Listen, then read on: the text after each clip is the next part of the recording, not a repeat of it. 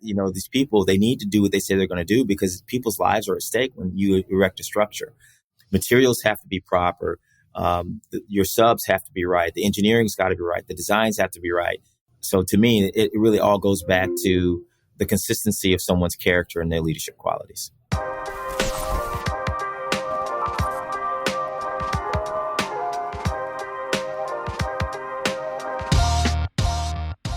Welcome to the Construction Disruption Podcast, where we uncover the future of building and remodeling.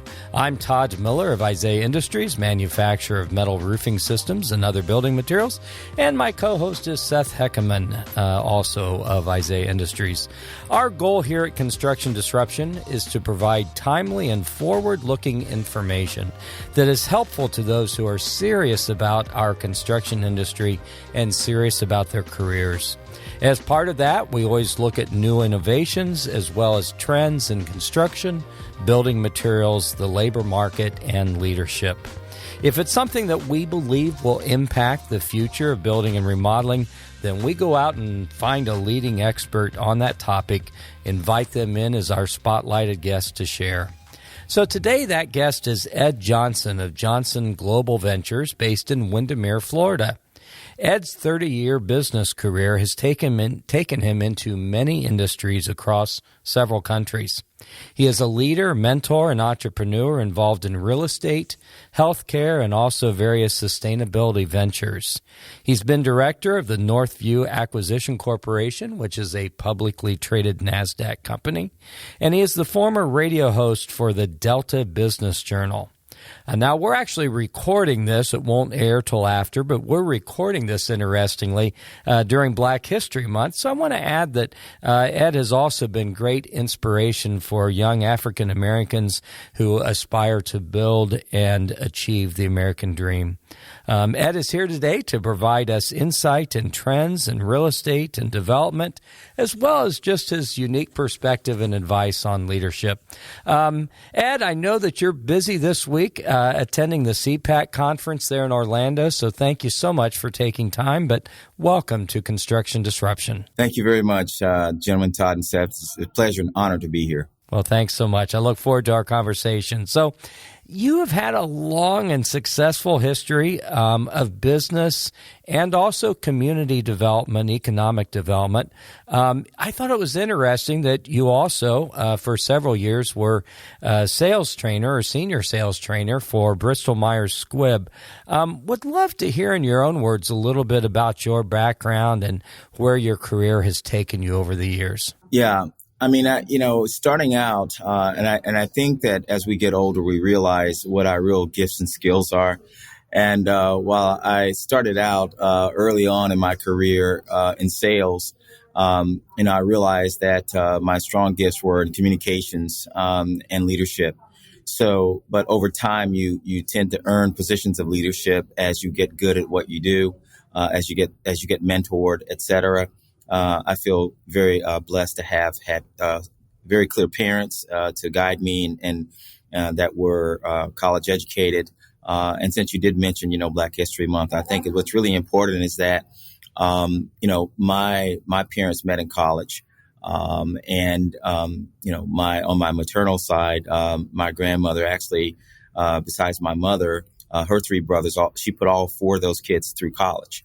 Wow. Which is really interesting. Yeah. And you're talking back in the 50s and 60s, right? So for African Americans to have gone to college back then and to aspire to do what they've done, they're a big inspiration for me. Of course, my parents instilled how important education was for success because they said, if you want to play sports, you got to get A's and B's. So, it was just a non-issue, right? So leadership starts very early on. I think my career started very early with parents giving guidance and good, strong teachers and coaches and things like that. So for me, regardless of what I've done in the business world, I've always wanted to give back. I sit on multiple boards in my community, for the county, for the city, nonprofit boards, and also some nonprofit organizations. So I think it's important to lead the way. That's a little bit about me besides my professional career. That's fantastic. Well, thank you too for your service to community as well, and I'm right there with you. I love that aspect of giving back, and we see that in so many leaders.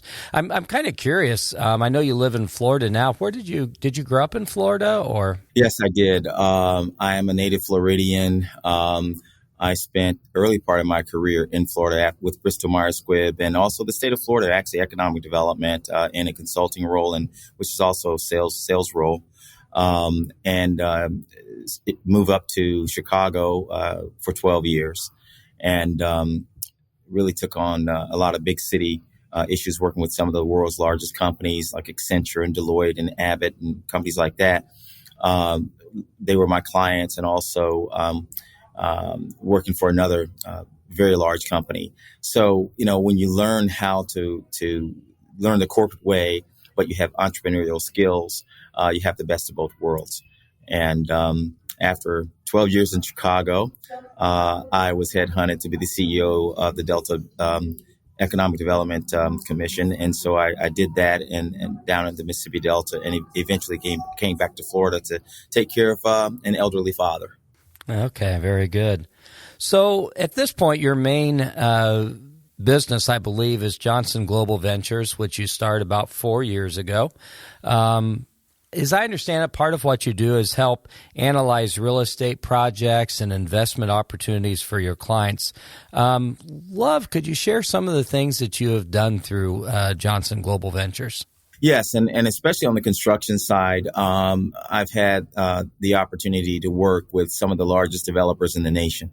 And as my clients, work side by side with them on projects in the state of Florida, but also looking at construction from a big picture project, right? So there's a lot that goes into any construction project, as a lot of your viewers know. That from building materials, the cost, the strategy, all the zoning issues, all the things that go into it. So I have to be on top of all of the issues that go on when you want to construct a project. What's very significant is even before the pandemic, we were beginning to see, construction prices go up. And of course, when the pandemic hit, we saw the lumber prices, continue to skyrocket. I specifically had, there was one project that was being done, one of my projects, not too far from Disney, that in 1 month, the price went up $300,000 because of construction prices. So for me, I mainly work with large projects, could be a hotel resort, could be multifamily development or single family development or any kind of development that needs to be constructed by these investors. But having a bird's eye view, I think having worked for the state of Florida in economic development gives me a little bit of inside track with the government officials. And when it comes down to zoning and planning and things like that, they don't, I can talk to them and say, look, I understand the zoning issues and that you get a friendlier face instead of someone that's trying to stop a developer. But construction is, as you know, is very, besides expensive, it's also something that it's something that the community has got to get behind, right? Because if the community doesn't get behind your project, then it could be dead in the water. So that's that idea, and I know you talk a lot about this idea of helping to develop and inspire a shared vision within an organization. I suppose that comes into play sometimes with real estate development and pursuing various opportunities. What does that look like in terms of good advice for folks who want to inspire that sort of shared vision? Well, I think that's very important that your clientele work very hard to develop good relationships with the people that are in charge of planning, development, zoning, environmental issues, those types of things. Maybe 20, 30 years ago was a little easier to some degree. But today, I think that if you as a construction manager, as a developer, if you cannot work in tandem and as a team, people can't see that, then you're not inspiring a shared vision.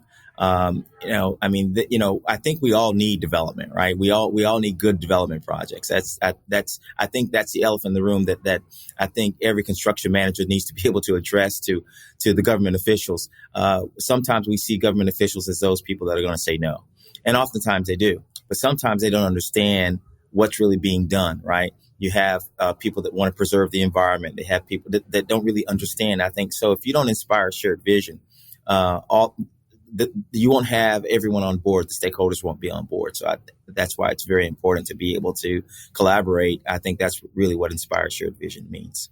I remember one of our previous guests here on Construction Disruption was Paula Parker from Massachusetts, and she talked about leading her community through the development and developing the vision and then the actual physical development of a beltway around their town. And it was very interesting as she delved into how she developed that kind of a vision and got other folks on board. So kind of switching away for a moment here from the real estate, I was really intrigued when I was listening to you talk about how you got involved in the commercial development of bamboo as a commodity.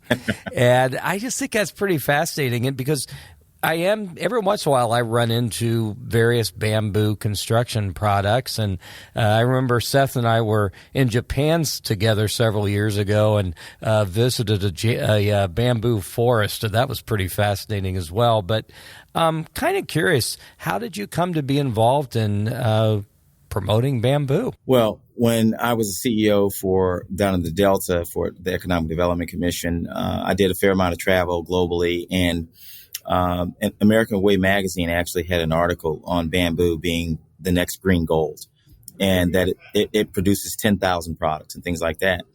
This was 2008. So I think everyone in the construction industry remembers 2008, yes. Right? Painfully.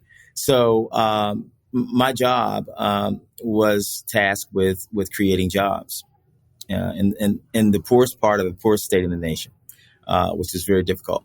However, we were growing cotton, soybeans, rice, et cetera, and they're in the region that everyone knows Mississippi is very good at doing. But there was a problem. There was a problem with jobs, and I said, why don't we just grow bamboo? Of course, people thought I was absolutely nuts. So we got millions of acres. Why not grow bamboo, and we can create these construction materials, engineered bamboo, not the stuff we see on the Jackie Chan movies, right? So we want the planks. We want the stuff that builds trusses and trellises and wall boards and things like that. And so I had my master's in business, but I got my second MBA, which is the master's in bamboo, which means so I was up at night, late nights doing research. I have a certificate in marketing research. And so I was doing all this research. I was talking to people that knew more about bamboo than I did all over the world. And I came, there were a lot of different materials, switchgrass and all these different materials that were used for different things. And it came back that bamboo was that one material that would continue to grow back when you chop it down. For the next 80 years, you chop down one bamboo stalk, it's going to grow back. So I thought, well, it's totally sustainable, grows anywhere but the North and South Pole. Why not grow it in Mississippi? So I got the farmers together with the industry and created the North American Bamboo Summit, and people came from around North and Central America. And for 2 days, we had this bamboo summit at Mississippi State Research Center, and all these smart people, scientists and things like that. And of course, I think at that time I was probably called a bamboo heretic, thinking that, because I had all these farmers saying, what are we going to do with our soybeans and rice? We know how much we can get for that, but what do we get for our bamboo? So now all of a sudden I'm creating this whole new industry. And I got three heads, but I could see the vision. I said, once you, and listen, other people, I was only taking what was already done. People had already created these planks, and ASTM, there was an ASTM standard for bamboo in construction, for one species of bamboo. So, at that point, things began to launch. I got this one guy that was on my board that owns about 5 different businesses. He's a billionaire. And so we traveled out to the state of Washington and looked at the bamboo research center, and he started growing on his farm. And next thing I know, that I was in Europe, in Belgium. I'll never forget this. I was at a research center in Brussels, and this scientist says, yeah, some guy over in the States did this bamboo summit, And I said, what are you looking at? Oh my God, I can't believe the internet is that powerful. I am the bamboo guy. I could not believe it, right? So so then I really began to say, okay, maybe we're making a little bit of progress. Of course, there was a big leap by where I was to getting into Home Depot, right? Or Dixie Ply, some of the suppliers that are out there in distribution centers. So when you create an industry, I mean, there's a lot of uphill you have to do, uphill battle. And but now you find bamboo trellises and trusses and wall boards, and you can actually do 3D printing with bamboo materials and build structures. And so, our technology has evolved to the point to where it's widely accepted in the construction industry. The only issue was we had to get the price down, right? And so I've got a big industrial client, actually, ironically, that in the logistics space, they're the number one global leader in this logistics product. And now they spec in my bamboo boards in the construction industry. But to get the price down was the big issue, right? Because it was not basically the strength of one, let's say bamboo construction materials, like 3 to 7 times stronger than wood. Right. So the customers wanted the same price as wood or pine.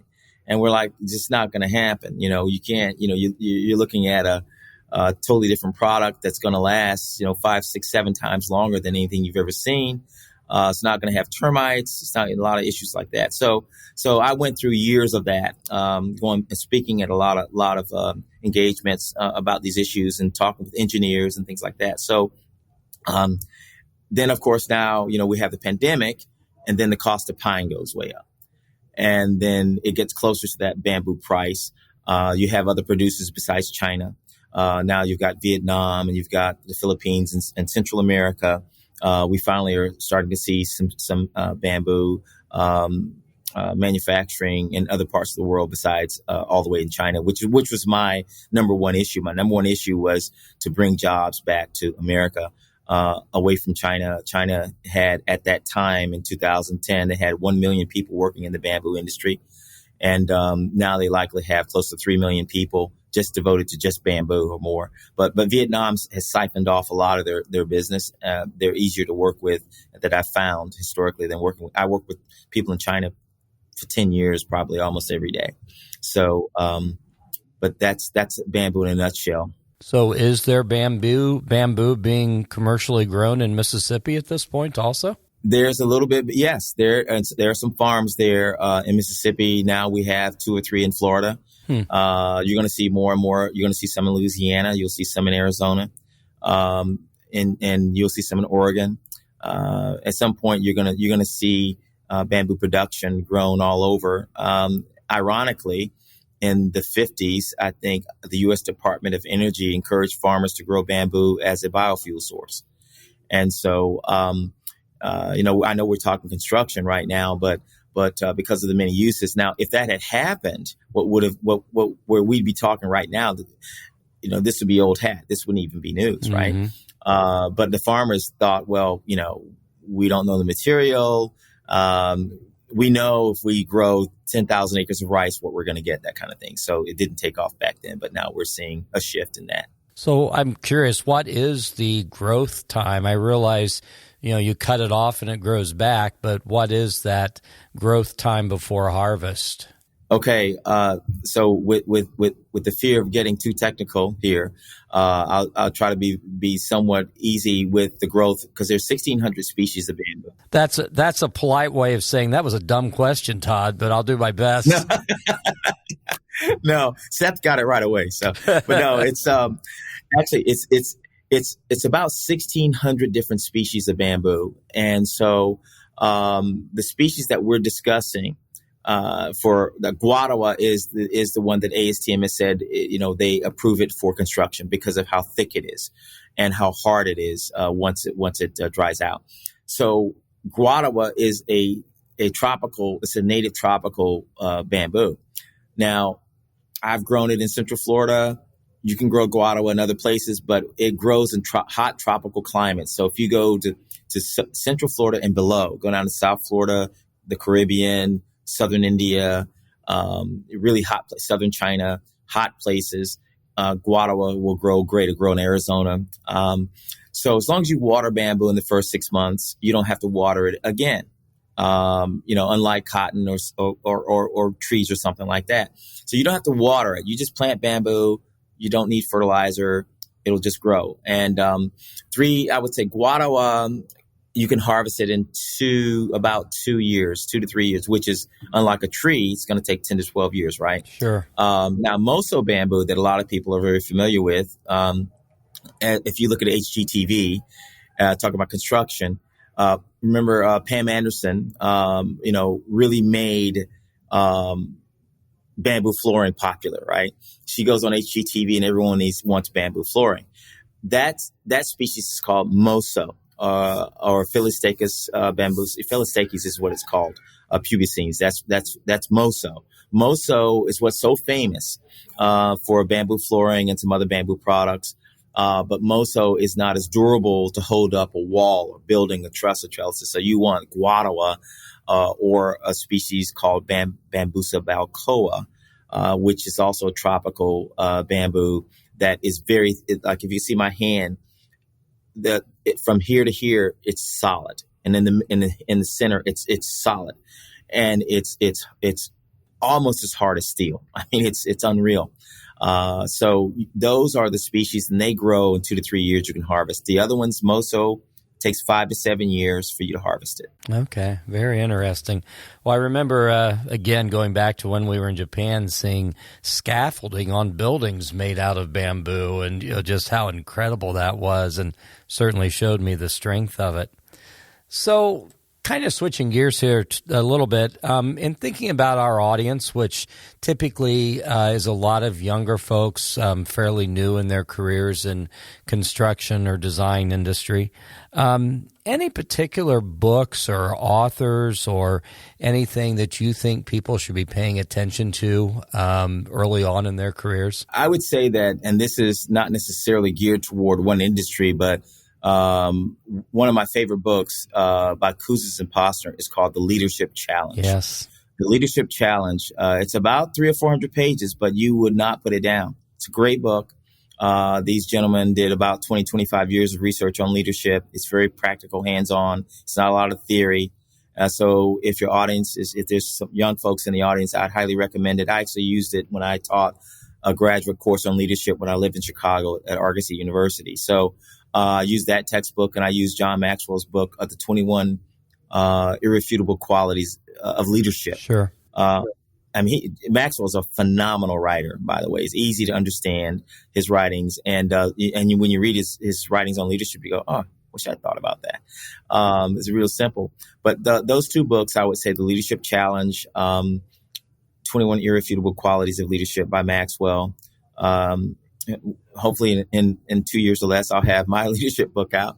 I've just got some other ones in the hopper before then. So, and I wanted to ask about that. I understand you do have a couple of books you're working on right now. Can you give us any sort of a sneak preview of what the topics are going to be? Well, I did write a book, or at least in the middle of writing a book on my time in the Mississippi Delta, and it's certainly. It won't be called leadership in the title, anything like that, but it's all about leadership and progress. And I think that's one book that is going to be coming out. And then I have another one totally different than your audience is probably thinking, but another one on sports leadership and all the work that I used to do when I lived in Chicago with the NBA and the NFL. And I know that's not construction, but you asked. So, yeah. Those two books are coming out first. Well, that's pretty interesting. So you were working with some of the pro teams on leadership and inspiration and things? Or? Yeah, leadership issues in a big way. So, that was a big part of my life for a while. But it all goes back to, whatever you do, if you want to be a leader, and let's say in construction as a company, you think about some of the larger construction companies. Whenever I meet the GCs or I meet the CEOs or founders of these companies and how successful they've been, it really all boils down to leadership. So if, what construction company is better than the other one? If you think about the people that you've done work with, and that you consistently do work with, you say, well, you know what? This guy's crews always show up on time. They're always on or under budget. They're on top of things. They do what they say they're going to do. If there's a change, something coming up, they let us know ahead of time, or they're honest about it. I mean, all of those are good leadership qualities. Basically, you do what you say you're going to do. And you're just real about things, and you walk with integrity, and you have some ethics. And so to me, that's what leadership is all about. And so in construction, how important is that, right? Sure. That, these people, they need to do what they say they're going to do, because people's lives are at stake when you erect a structure. So, materials have to be proper. Your subs have to be right. The engineering's got to be right. The designs have to be right. And so, so to me, it really all goes back to the consistency of someone's character and their leadership qualities. So it's an interesting environment out there in the world. I mean, here we are coming out of basically the shutdown of the world during COVID, and we find ourselves in a pretty brisk economy. We find supply chain problems. We find inflation starting to kind of kick in now, and seeing some wobbliness in a few areas. But for your clients who are looking at strategies and investment opportunities, what are some of the pieces of advice you're giving them right now as far as things to be thinking about or keeping in mind? Yeah, I mean, it was complicated before Russia invaded Ukraine. Yes. And now that that's going on, that really, it somewhat complicates issues, because you start looking at the inflation issues, which of course fuel and oil is a major driver of inflation. It doesn't matter what side of the political spectrum that you're on. You have, all you have to do is just go to a gas station and figure that one out. Right. But there's so many products that are made from oil, right? And a lot of us don't really think about that unless you're in construction or unless you're in certain professions. So plastics and all sorts of different things are made from oil.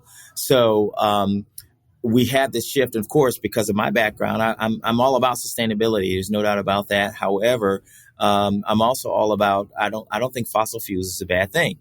I think that our technology today, we're so much better at knowing how to harvest oil, right, and make products out of it. But today, with what I advise my clients on, I mean, they're always looking for value in whatever they invest in, whatever they do. So if it's a construction project, so let's say now that they have to pay less for land. They're going to construct a project, right? They know the building materials have gone up 35 to 55%. So where they're going to be able to make the project work, everything has to pencil. And I think that's what's so important. I mean, if, what I like in talking to you guys is that the bottom line is the bottom line. If you're going to be doing a project, everything has to pencil right. That means it has to net out. You have to be able to make money, because most of the people in your audience and that you've worked with they're .coms. They're not .orgs, right? They're not nonprofit organizations. They're trying to make a profit to take care of their families, to take care of their employees and things like that. So working with my folks, I just have to work with them closely when it comes to the materials and material costs, but some of those costs are passed on to the consumer, right? We're seeing a bit shift now into single family build to rent. There's a gentleman that I work closely with, and he was like a heretic 3 years ago doing single family build to rent communities, and they were like, "Are you crazy?" And he's like, "No, and now because the inventory of single family homes is so low, all the rents have gone up for apartments, for homes. If you're going to rent a home, I mean, rents have in some places doubled and tripled. So what do? We have a supply issue. We have a supply chain issue with building materials. We have a supply chain issue with available homes and buildings and things like that. We don't have enough office space in certain parts in Florida. So I'm sure you experience that as well. So right now it's a matter of, unfortunately, a lot of them are sitting on the sidelines. They're holding their cash. And they're looking to see what's going to happen with the Fed, because even though some of my clients are very large companies, that they have Wall Street money, right?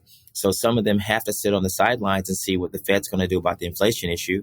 The Fed's in a difficult position now with the European war, so they likely are going to hike rates, but they're likely not going to hike as aggressively. So what does that do for the U.S. dollar? Well, if they hike rates, typically the real estate industry goes down, but we have a tightening in inventory. So we may not see inventory. We may not see real estate sales and commercial and residential go down in the next few months. We may see them remain steady until we have an excess of supply, which likely could take probably a good 18 to 24 months, because we only have 30 days of inventory, I think, nationwide of single family homes. And then if we start looking at multifamily homes and things like that, it's a delicate balance right now. So a lot of my clients are on the sidelines, and I would advise them to just watch, don't stay on the sidelines too long. I advise them during the pandemic not to stay on the sidelines, because most of their construction projects take 2 to 3 years. So I said, don't stay on the sidelines. And most of them stayed on the sidelines during the pandemic. Some of them did not. And then after the pandemic started to ease up 6, 7, 8, 9 months ago, they wanted to get back in the game, and they missed some buying opportunities during the pandemic when prices were deflated a little bit. So my advice is right now, maybe you stay on the sidelines a little bit, but not too long.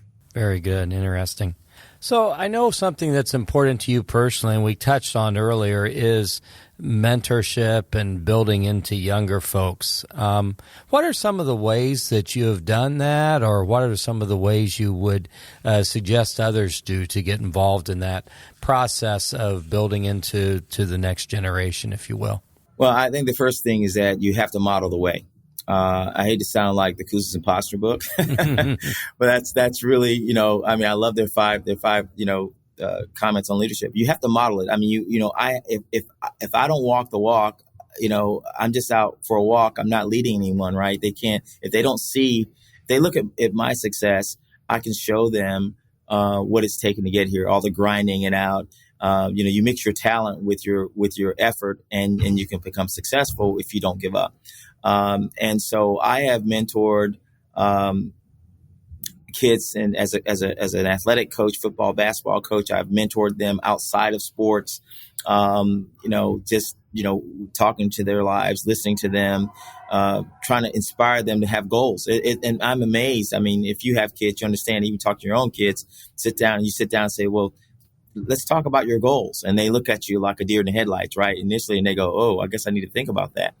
And unfortunately, there are a lot of kids today, especially the ones that I've sat down with. You sit down and you ask them about their goals, and they're just stunned. But then once you start talking to them and listening to them, they're very appreciative, because no one's really ever sat down and talked to them about these things. It doesn't matter if they're in a very wealthy area or in the inner city. I am amazed that the kids are pretty much the same when it comes to lack of goals. And it's like, their parent might own multiple businesses, but the kids never really sat down and thought about, Now, thankfully, a lot of these kids, they do have some parents that have been successful, and they have someone that's modeled the way to success in their own home. And then there's some kids that have never, ever seen that. And that's where you have to just realize, okay, I need to sit down and just, listen to this person, take them to lunch. And I used to do a lot more consistency, like once a week, once a month, that kind of thing. You sit down, kind of like a big brother, big sister situation. But I do see kids a lot. The parents kind of love it because you know how it is. The parents love when you talk to their kids. Like I love it when other parents talk to my kids, and so I do a lot of that on a weekly basis. And as you turn around and the kids are like, oh my God, they're taller than you now and they're grown. So I think that's very important. And, if you're not doing that and you're in business, you're just for yourself. I think that you won't be as successful as you could be, because, you got to give back. That's just my thinking. Good stuff. And I liked what you said as far as kids, regardless of their background, tend to all be the same. I remember when I was a kid, I mainly cared about my hairstyle. God had a funny way of taking care of that one for me, didn't he? I'm curious, are there any trends, back to construction a little bit, any trends you're seeing out there in construction and development right now? Oh, yeah, absolutely. Speed. we're seeing whatever can be more efficient when it comes to speed and cost issues. Now, I'll start first on sustainability issues. I am seeing more sustainable materials being used where it's applicable. That we do have, because of some of the environmental certifications like LEED, green certifications, things like that. I do find that a lot of construction managers and architects are starting to spec in more of the renewable materials where they can, right? They're looking for that. I mean, even overseas, even in projects that I know in Qatar and Dubai, they're trying to do that, right? So, but when it comes down to over here, like I'm seeing projects that are whatever they can do to make it quicker with 3D materials. Some of the I'm trying to think of the term where the buildings fold up. Some of the micro modular construction and things. Yeah, modular buildings, tilt wall construction. That's a big deal these days. I'm amazed at how fast large distribution centers have gone up on the interstate. Yes, how quickly. I mean, in the past it would take 2 or 3 years. And I've seen them go up in 6 months. And we're talking 100,000 square foot, 500,000 square foot Amazon facility that went up in a matter of 3 or 4 months. It's amazing. Wow. And that's all because of construction materials. Yeah, a lot of it's about speed and reducing labor costs and getting that return on investment flowing. Well, this has been really neat. We really are close to the end of our time, and I want to thank you again for joining us, Ed. But before we close out, I have to invite you to be part of something that we do on every episode called Rapid Fire Questions. So this is 7 questions. They may be serious, they may be silly. All you got to do is give us your immediate, quick response to answer them. And our audience needs to understand Ed doesn't have a clue what I'm going to ask him. So are you up to the challenge of rapid fire? I don't know if I have a choice. That's probably true. Anyway, well, thank you. We'll alternate questions and make it a little bit more fun. So I'll start out. All right. First question. If you had the ability to invent anything from your wildest dreams, what would you invent? We had someone once, we asked this, he said he would invent a self-unloading truck, which I thought was pretty cool. We need those. So what would you invent? Oh, my goodness. I guess it's getting a little noisy here now. Sorry about that. Oh, you're good. Yeah, so if I had the ability to invent something, what would it be? Probably air travel that could get us from one coast to the next in 30 minutes. Oh, that'd be awesome. Like that. Yeah, absolutely. So question number 2, how long does it take you to get ready for your day in the mornings? 20 minutes. That's about mine also. Third question, what's the best age to be? 40. I like that. I don't think you know anything until you're 40. Yeah. Favorite place in the world you've ever been? Switzerland. Interesting. Geneva, Switzerland. What about it? The international feel, the flair. I mean, it used to be Belgium, but honestly, I think Switzerland is just, it's so clean. Everything's clean. I mean, they have buildings and there are areas around Switzerland, castles, and that's been there for 1,000 years, and it's cleaner than many places in the U.S. I'm just stunned at how clean the place is, and the people are very friendly. So yeah, definitely Switzerland. Very cool. I was just thinking, my co-host is in trouble on that we don't know anything till we're 40 thing, aren't we? I've got a lot to learn over the next 10 years. We'll cut you some slack. Well, he looks 40 to me, so. Good deal. Okay, question number 5. The worst advice anyone has ever given you? Oh, my God. Not playing college basketball. Oh, so someone advised you not to. Did you follow their advice? I did. Should have never done it. That's why I had my daughter run Division I college track when she had the ability to do it. And she did. Favorite dessert? Tiramisu. Okay, now I'm hungry. Final rapid fire question. What was your favorite game to play as a child? Wow. Monopoly. That's cool. Our son loved Monopoly. I mean, we would play it multiple times a day. I really didn't like the game when we started, and certainly didn't like the game after that period. I mean, I was just amazed at how you could buy Park Place and buy all these places and make money. I mean, I had no idea. I guess I was a little capitalist back then and didn't know it. I was going to say it. Yeah, it's followed you through. That's kind of awesome. To me, it was just so much fun, you know? And I hear these people complaining that Monopoly's so long. We want Monopoly Light. What? You got to enjoy the whole game, you know? Come on. Good stuff.